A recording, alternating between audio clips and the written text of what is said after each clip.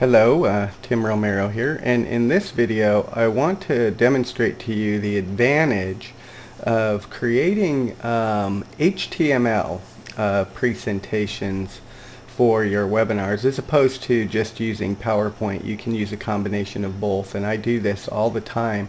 What we're looking at here is actually a slideshow, an HTML slideshow I created for use in my audio and video and WordPress training webinar.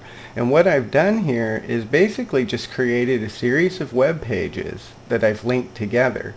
And then up here, if you'll notice where my cursor is right now, when I click on that little header image, well, it takes me to my agenda slide where we discuss the about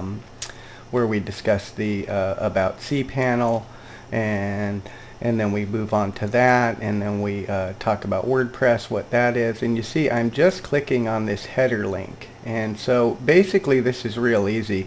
And once you create a web page, you can use it as a template over and over again, and if your subject matter changes, you can change the description on your pages and things like that.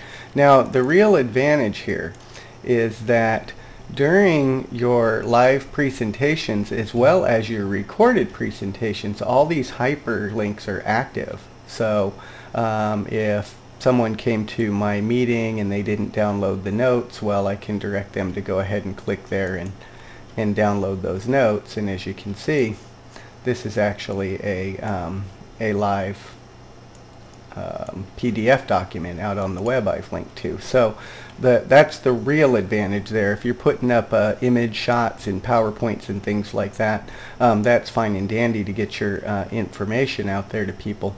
But as far as creating and producing interactive type webcasts and keeping your audience engaged, you may want them to click out on links during your presentation.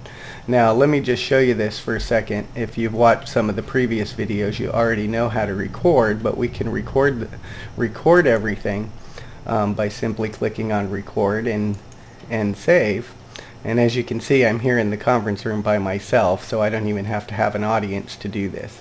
And when I engage the mic and I turn on synchronized browsing, well, now my guests are going to follow me through my HTML presentation.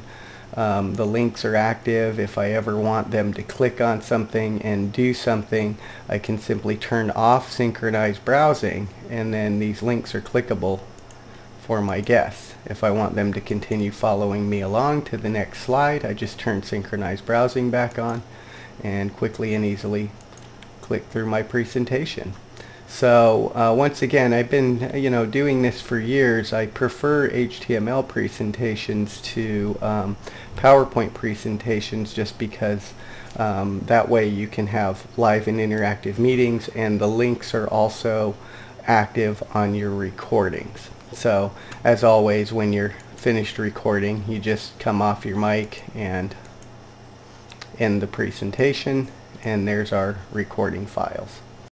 So I hope you enjoyed this, hope you get a lot out of it, and once again, using HTML in your presentations has a lot of advantages. So when you're choosing a web conference service provider, you may want to ask them if they have what's called synchronized browsing that allows you to pull live web pages into your meetings and onto your recordings. Thank you for listening.